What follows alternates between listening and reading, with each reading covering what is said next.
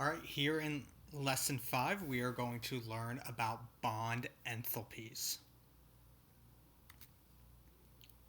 So you can see the understandings about bond enthalpies as well as the application and skills, what you're going to be able to do in this lesson. So some important notes on guidance. The big one to note is that bond enthalpy values are given in the data booklet in section 11. You're going to need that table to complete these problems. So let's first talk about bonds breaking and forming. So we've learned that in a chemical reaction, old bonds are broken and new bonds are formed. When you break a bond, it is always an endothermic reaction. When you form a bond, it is always an exothermic reaction. Okay? Endothermic, you have to add energy to break the bonds, and then once that bond is formed, energy is released in the exothermic reaction. Therefore, the overall enthalpy change during a chemical reaction involves how much energy had to be put in to break the old bonds and how much energy was released to make the new ones. So we're going to compare the amount of energy, or the enthalpy, between breaking the bonds and forming the bonds. So how do we calculate bond enthalpies? So the bond enthalpy is the energy needed to break 1 mole of bonds in gaseous molecules under standard conditions. Okay? Two important things to note: gaseous molecules, and they are standard conditions. So here we have an example. Let's say we took a chlorine molecule, Cl2, and we broke it into 2 chlorine atoms. That would have an enthalpy change of 242 kilojoules per mole. Now, one of the things to note is that when a bond is part of a larger molecule, it is harder to calculate because that bond strength also depends on what is around it. Therefore, we calculate what's called an average bond enthalpy, and this can be found through an application of Hess's law. So here's just a slight example of breaking a O to H bond in water, and that involves an enthalpy value of 502 kilojoules per mole. And then breaking another oxygen to hydrogen bond in a hydroxide molecule, and that involves an enthalpy value of 427 kilojoules per mole. So for this example, to break the bond between oxygen and hydrogen, the average is between those two values, which is about 464.5 kilojoules per mole. So the bond enthalpy values that are given in the data booklet are always given as an average, and that is because the bonds depend on what are around it rather than just one bond between 2 different atoms.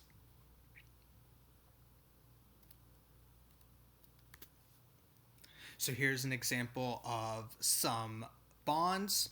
Their enthalpy value is given in the first column here. Okay, you'll note that they're all positive values because you're breaking these bonds endothermic. And then, just for comparison, some bond lengths are given. Okay, there really is no comparison between the longer the bond between different molecules. However, one thing to note is when double bonds are involved, they usually involve much more energy being required.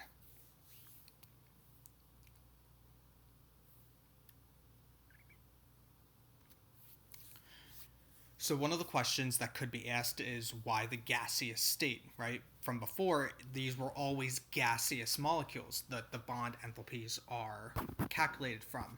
And we always calculate these from the gaseous state because then the strength of the intermolecular forces becomes negligible, right? In a gas, the particles are spread further apart. So intermolecular forces do not really play a role. If we weren't looking at the gaseous state, some energy would be put into breaking those intermolecular forces, and then some of the energy would be released by the forming of new intermolecular forces. So if we're dealing with the gas state, then we do not have to worry about our intermolecular forces.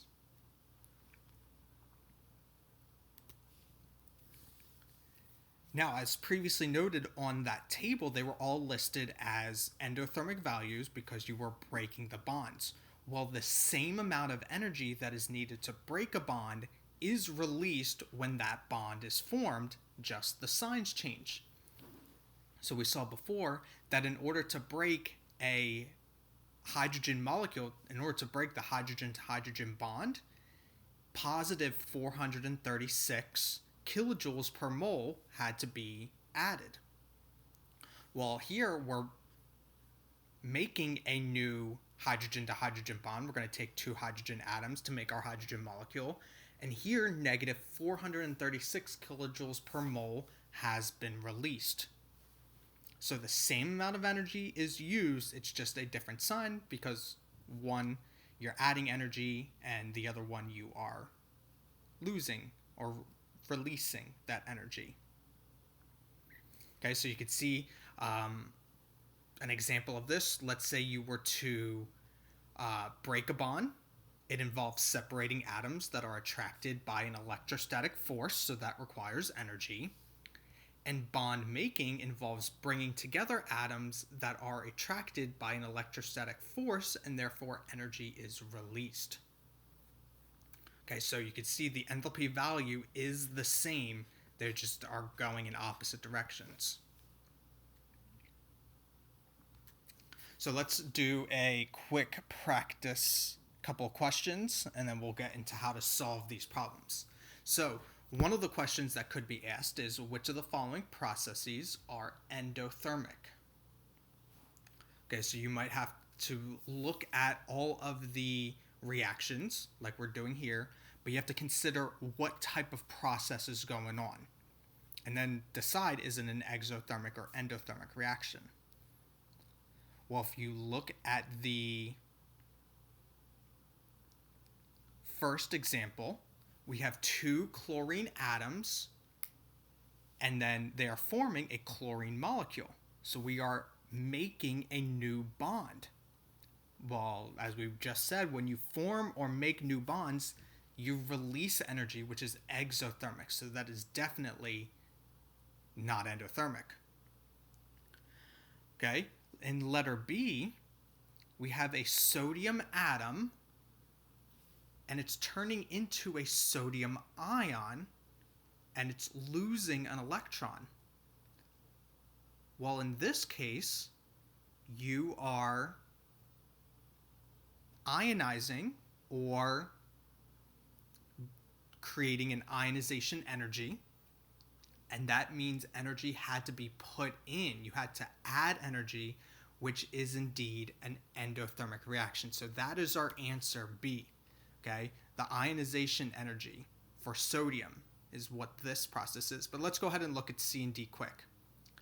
In letter C, you're taking two ions and you are combining them to form a solid ionic compound. So you're making a new compound, you're making an ionic bond, which is an exothermic process.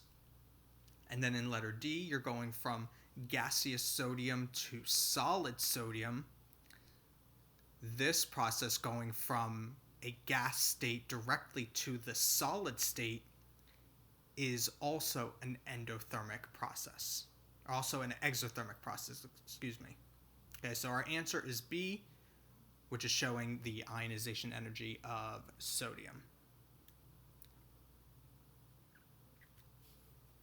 Okay, here's a couple questions that we're going to go through. Why don't you try and do them first before you go ahead and see the answers? Okay, one of the things I'll note is 29 and 31 are very, very similar questions. So I'm only going to talk about number 29 and just skip over 31, though the answer will be up. Okay, 29 says, which of the following processes are endothermic? Okay, so very similar to the previous slide, we're going to look at some examples and see which is endothermic. So in number 1, we're going from solid water to gaseous water. In this case, we're going from a solid to a gas. Okay, think of ice turning into water vapor or condensation. So in this case, you have to add energy to turn that solid ice into water vapor. So that is endothermic. You have to add energy. Letter B is going from gaseous carbon dioxide to solid carbon dioxide. Well, that's just like the previous slide. That is actually an exothermic reaction. That involves the release of energy. So number 2 is not the correct answer. And number 3 says oxygen gas, an oxygen molecule, turning into 2 oxygen atoms. So you are breaking the bond of oxygen and turning it into 2 atoms. That is an endothermic process, so that would mean our answer is letter B. 1 and 3 are endothermic. Number 30 says identify the equation which represents the bond enthalpy for the H to Cl bond. Okay, so bond enthalpy, breaking the bond. Okay, one thing to note is that we need to have our gaseous state, so that automatically excludes letter D. Right, so that's the hydrochloric acid turning into its ions. That's not right, so D is out.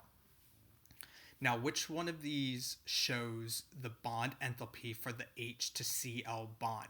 So we want to break the bond, but when we break the bond, we're not creating ions. So that excludes letter C.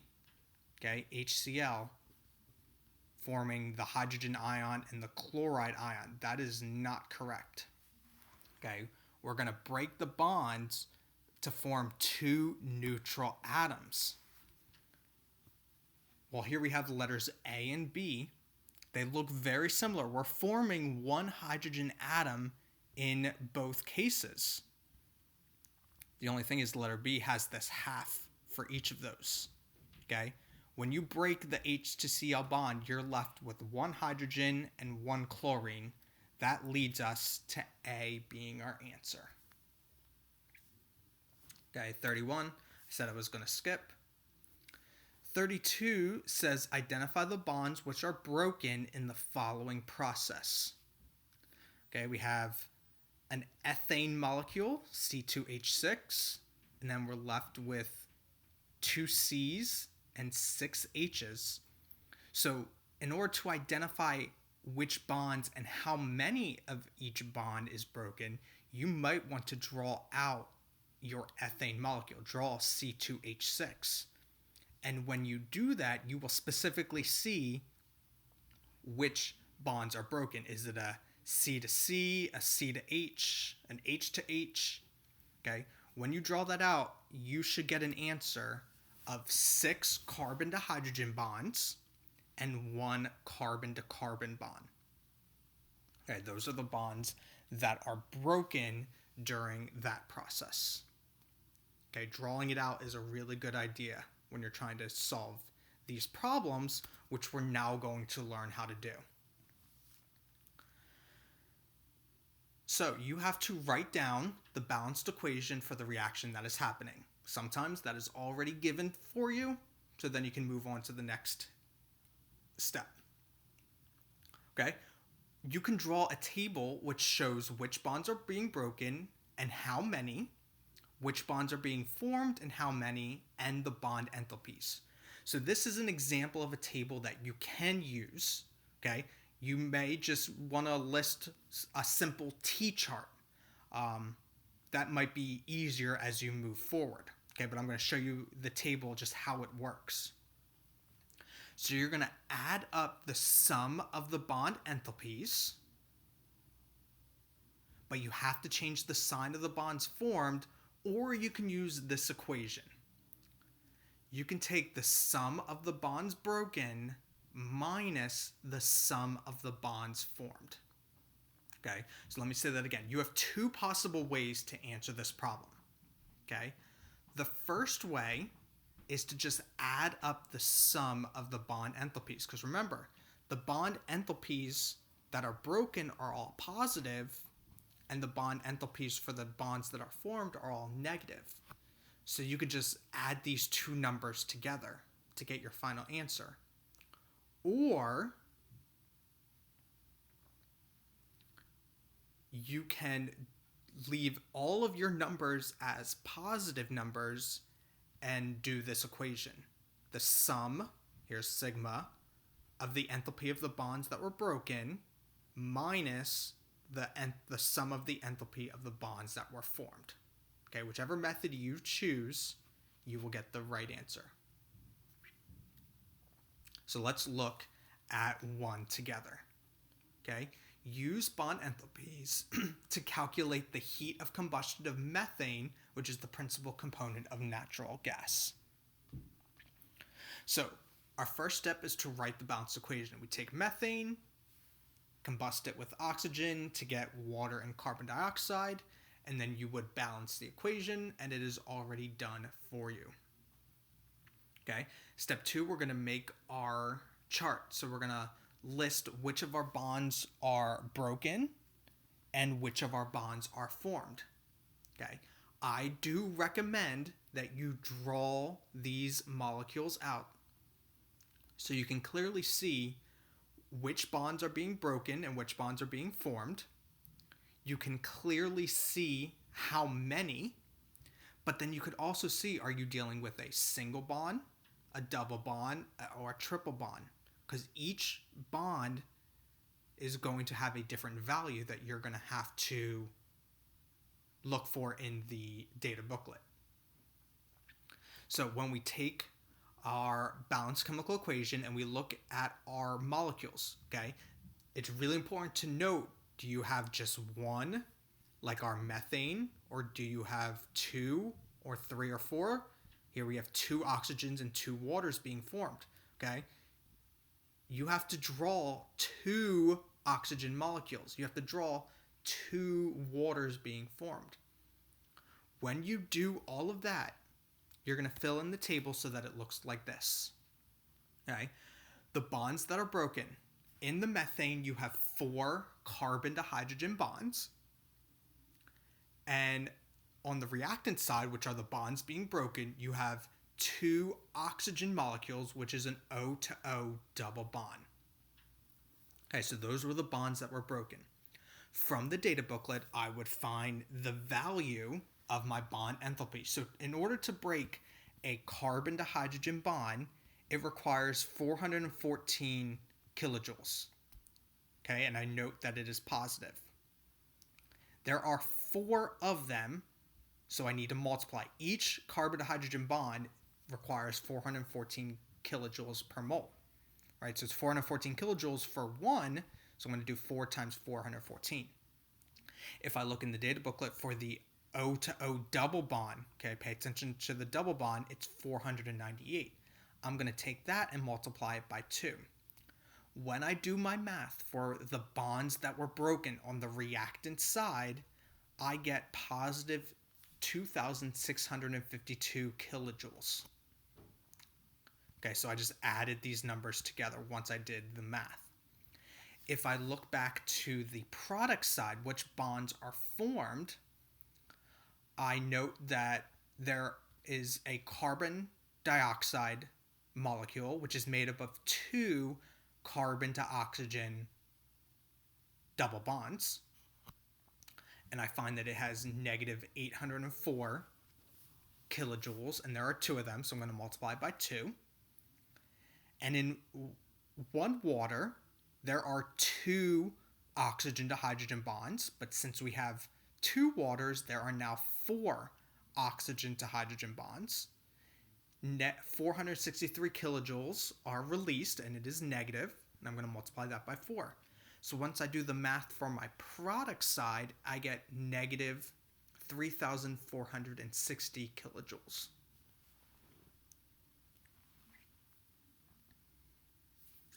The very last step is to add them up.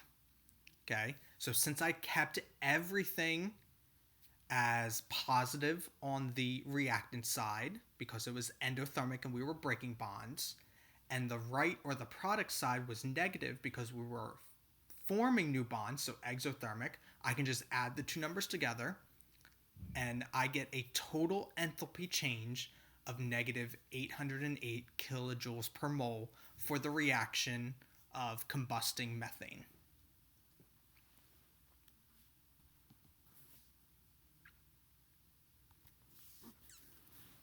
So why don't we look at a couple of questions where you can practice. Number 33 says, which of the following is equivalent to the bond enthalpy of the carbon to oxygen bond in carbon monoxide?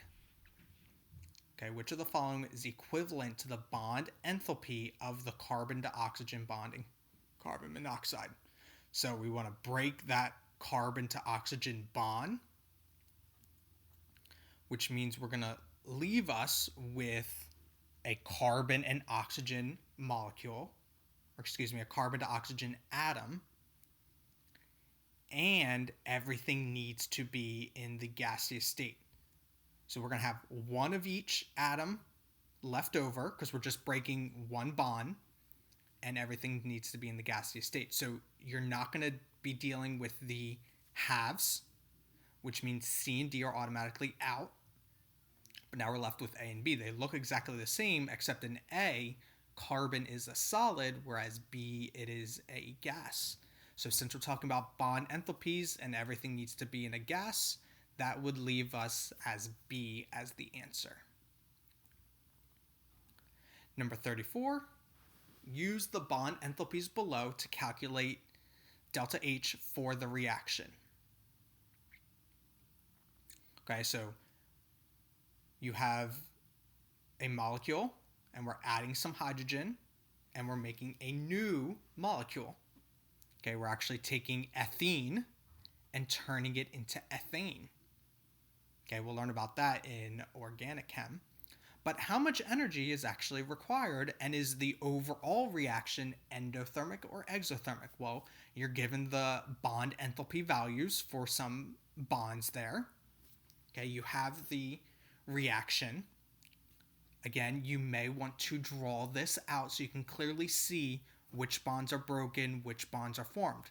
Create your table so that you can see how many carbon to carbon single bonds there are, how many carbon to carbon double bonds. Okay, do this for both the reactants and the products.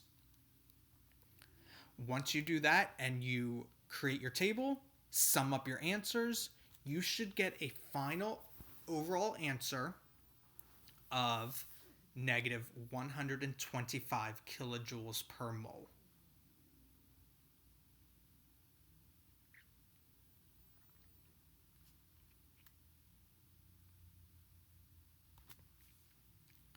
Number 35, very, very similar. Use the bond enthalpies below to calculate the enthalpy change for the reaction. Okay, again, you have your balanced equation. Draw out your molecules, see which bonds are broken, which bonds are formed. And once you do all that, you should get an answer of negative 486 kilojoules per mole. So the overall enthalpy in this case is exothermic. More energy is being released because you're forming new bonds. Number 36, the hydrogenation of the alkene double bond in unsaturated oils is an important reaction in margarine production. Calculate the enthalpy change when 1 mole of carbon-to-carbon double bonds is hydrogenated from the bond energy data below.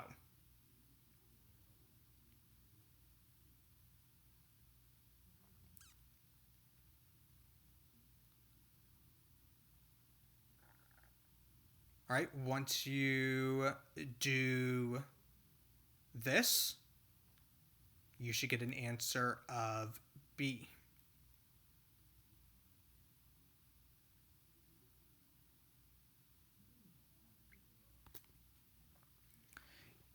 Number 37, use the bond enthalpy data given to calculate the enthalpy change of the reaction between methane and fluorine. Okay, so here is your equation.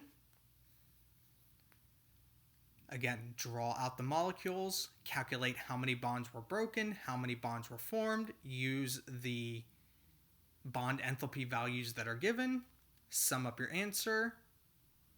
Hopefully you get an answer of negative 511.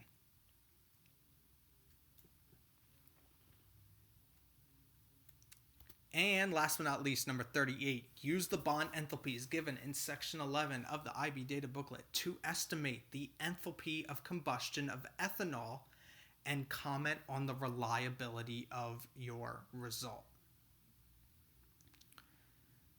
So we're going to combust ethanol.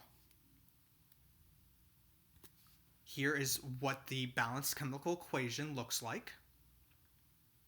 All right, you can see a picture of ethanol. You have to also add 3 oxygens to the left-hand side.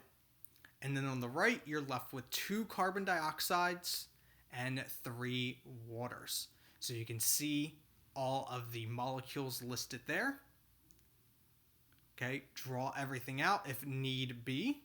Okay, you can see ethanol's already drawn, so you can see there's carbon to hydrogen bonds, there's a carbon to carbon bond, there's a carbon to oxygen bond, and there is an oxygen to hydrogen bond. Once you do all of that, sum everything up like you've done with your table, and you should get an answer of negative 1,263 kilojoules per mole.